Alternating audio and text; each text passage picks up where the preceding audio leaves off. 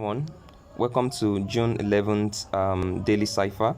So without wasting our time, let's quickly activate the cipher section by clicking on the Enter tab 3 times. So our code for tonight is Hamster. So for H it is 4 dots or 4 short tab. So we have our H. Then for A it's short and long. Then for M is long and long.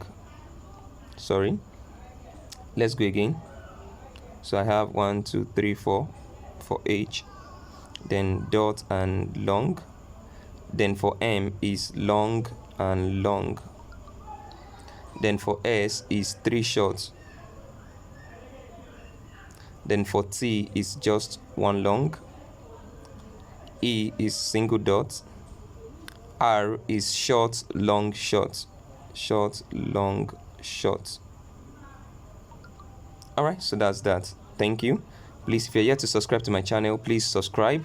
And if you have subscribed and you're part of my Telegram group, please make sure you drop whatever issue or problem you're facing with Hamster Kombat, Pixel Tab, or any of the airdrop I've shared with you earlier. Alright, tomorrow I'll be sharing a video with you on how I earn $95 with a particular airdrop.